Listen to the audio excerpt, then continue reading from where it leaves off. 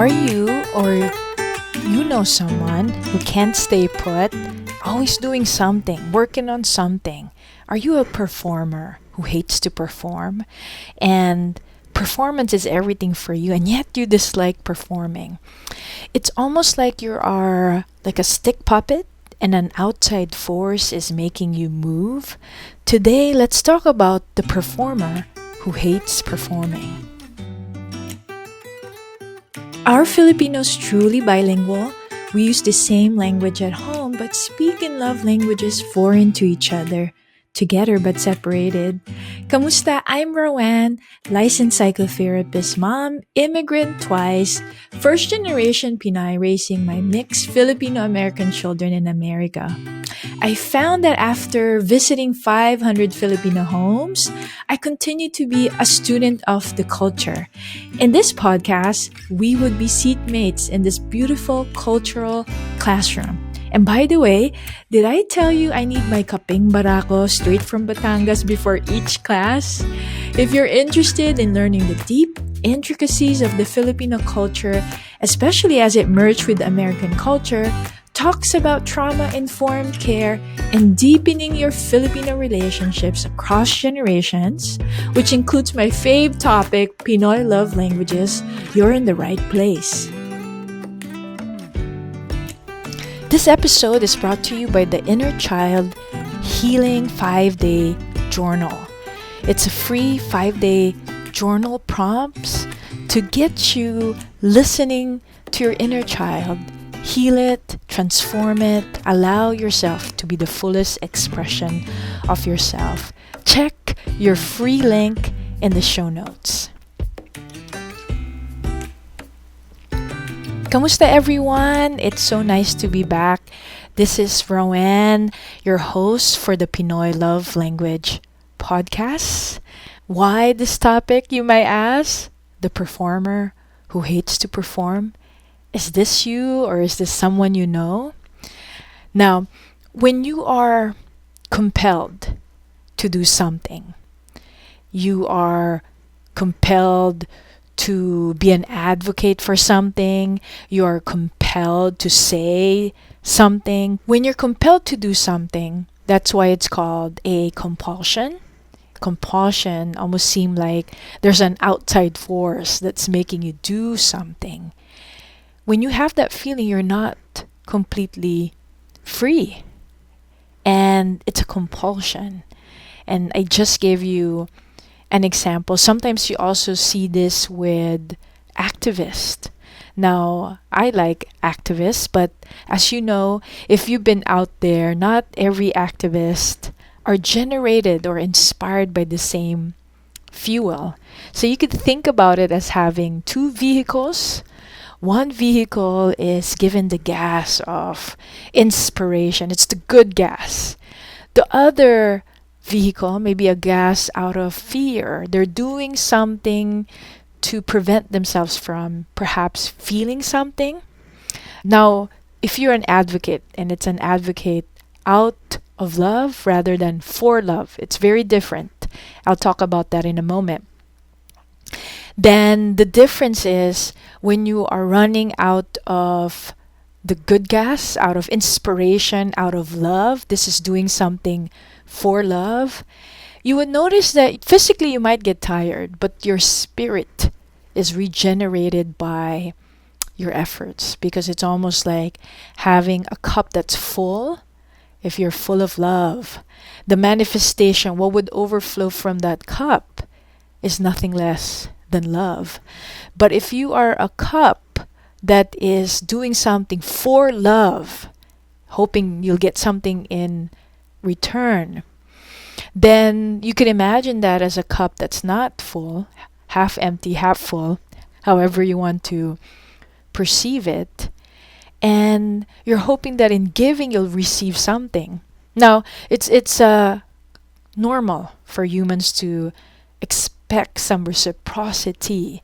The difference is you resent it when you don't get the equivalence of what you are expecting. So that's an example of doing things for love or out of love. When you begin to resent something, and it's possible that you started from love. That's also possible, my friends. We're only humans. It's almost like you think the road is going to be what you expected. The key is that if you're given new information, then you could change your mind because you're not compelled by anything other than what you think you're compelled to do. It makes a difference because you are free. But if you're not free psychologically, you feel like you must do something, including to perform. Okay, so now how do we become this way? When you think about babies, babies are not born, to perform. I mean, they like to smile and they do begin to get rewards from family, from culture. If they do something and we clapped our hands, watch them do it over and over again. Of course, that begins our, I want to say, just an attunement, a reciprocity of relationship. But I want to postulate that babies are purely born knowing that they are enough. There are no babies who would say, you know what, I don't want to go out today because I'm not looking good, or like I'm afraid people would judge me. Babies don't have that thought process until that is given to them, that they borrow that narrative from culture, from family. So it makes sense if someone is performative. There might be some conditioning in your household where you get a lot of rewards for being the highest performer in school, straight A students. There's nothing wrong with that, except when your self-concept becomes attached to it. That's all you know about yourself. And if you were otherwise, it almost seemed like you don't get the same love, attunement, affection from the people that you feel should care about you the most. And when we're young, that would be our parents, people who are caring for us. So that's one way of making sense of it. When you're getting a lot of rewards for doing something over and over again, children get the pleasure of getting praises from the adults. I think that's very normal for children. I'm hoping that you also get the feeling from your adults that even if you don't get those straight A's, that their love for you does not change. It is when the child feels that the love, affection is dependent on their performance. And if they don't do well from the standard of the adult, there are consequences. They could be punished, or love could be withdrawn, such as maybe a parent would stop talking to them, would give them silent treatment. So there are some negative consequences for not performing. Now, this could also be influenced by culture. In the American culture, I noticed that we're very focused on developmental milestone. When I used to do home visits with babies and moms, and I follow pregnant moms, I have a sheet of paper given to me by my company, and myself, a home visitor, is constantly checking if children are meeting their milestone. If you don't have kids and you're not familiar with milestones, it simply means that, okay, but by a certain age, they should be doing this. Okay, by 5 months, they should be holding up their neck, and so on and so forth. And it's all about what one can do. And what I want to share with you is not every culture has that type of focus.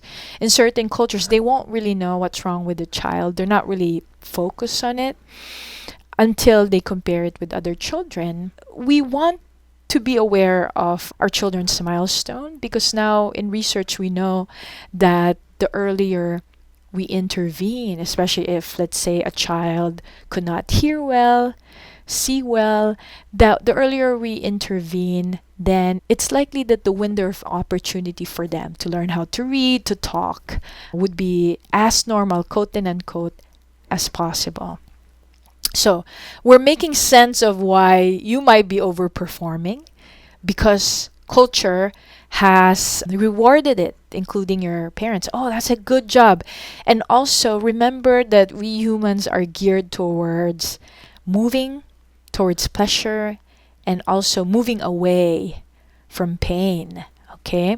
So if it's painful for you not to perform well, you're probably compelled to perform very well. More from the Western culture is that I notice having brought up in a different culture, children are always doing something. Their calendars are full. I honestly don't remember, and I know my mom listens to my podcast. Hello, mom.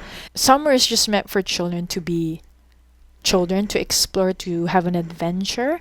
And I'm not saying that children shouldn't be enrolled in activities that my children are, but I'm talking about over extending and over scheduling activities for children.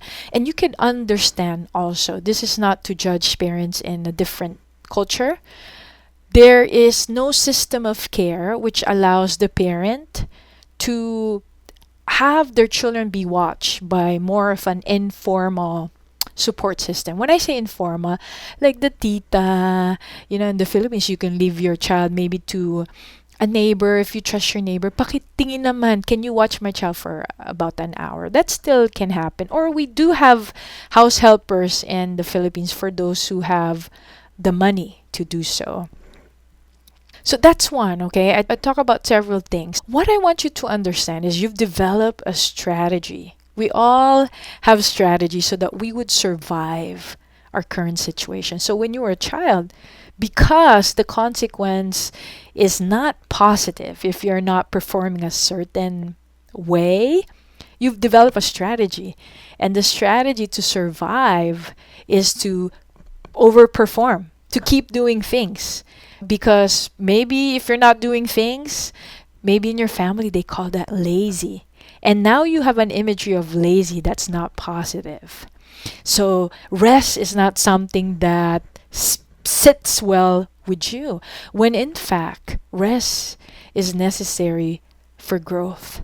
What I want you to really highlight is that makes sense why I'm overperforming, but I also want you to highlight that what was adaptive before. When you were a kid, that's probably something that would make you feel like you're a good kid if you're performing. What used to be adaptive may turn maladaptive. Or another language, what used to be a function, if you overdo it, could become a dysfunction. The goal is not to dishonor that part. As they say in parts therapy, there are no bad parts. And I do subscribe to that. We're going to take the time to honor that part of you. And when we come back, I'll just give you a quick, maybe prompts for you to journal. But stick around and I'll be right back. Diyan ka lang. It is a delight for me to have you listen to this podcast. I've heard emails of folks telling me that they're listening to this podcast with their mom, with their auntie. Maraming salamat. Please share this podcast with others. If it's resonating for you, if it's helpful to you, please help others receive this information as well, and to be helpful to the mission of this podcast, which is really to share nuances in the Filipino culture so that we could find perhaps a third language where we could speak fluently, not in conflict, not in discord with each other, but coming from a place of more understanding. So to help out this podcast, I ask you to leave a review, and if you could write just a small blurb of how this podcast is helping you out, that is super. Maraming salamat po. Welcome back, friends. Thank you for sticking around. Maraming salamat. Grab a small piece of paper and a pen. Okay, so we're talking now to this part of you. Remember, it's just a part of you. It's not the entire thing. Where it wants to overperform. You could also stop this podcast, this episode, as you're writing the responses. But I want you to just take a moment and locate that part of you that's just wanting to overperform, does not know how to rest. You don't want to do things, but it makes you feel worse. If you rest, if you stop for a moment, I want you to give that part of you a name. It could be just the performer, but it could be any name. It could be a cartoon character, it could be a name of a flower. Just use your imagination. So here's the prompt. Okay, you're going to write a letter to this part of you. So, dear, put the name. I know it's hard for you to see me blank. Okay, so you're going to think about what's hard for that protector, that performer, to see you, why it wants to constantly perform. I know it's hard for you to see me blank. To protect me, you blank. What does the performer in you do? Because it doesn't want to see you blank. So it does this and that. Then you continue, I think I'm okay, or I'm working on it. If you're working on it, it's okay. You don't have to be too worried about me. So again, you're telling the part of you, I think I'm okay, or I'm working on it, on being okay. So you don't have to be too worried about me. Because, and even if you're not there yet, you're going to think in the future. Because what? Why do you think the performer, that's a part of you, need not worry about you so much? What is it in you? Now, things that you want to write down for its purpose, for performing. So think it. And then you say, but you don't have to visit me that often anymore. Because, and maybe you're just repeating what you just mentioned before, but just repeat that again. But you don't have to visit me too often now because. And then just write your closing. Nagmamahal, lovingly, right? Or sincerely. So do that, okay? And 3 more things I'll share with you before we go is that when you're feeling that performer, and you could have a name for it, acting up, find the safety cue. This would mean allowing yourself just to sit still for a moment and find a visual. Like right now, as I'm speaking, I can see the clouds, and if that feels soothing for you, just kind of look at the clouds and really immerse all your senses. See the visual, almost like feel you're touching the cloud. If you can imagine if the cloud have sounds, what would that be? So you're just engaging your senses, finding a safety cue or cues around you, and maybe setting a timer for 3 minutes so you could just sit still. And another one is obviously be in therapy if that's something that you're looking into, because it's one thing to also be able to be witnessed by someone and also practice. So just to summarize everything we talked about, and again, there is the free 5-day inner child prompt.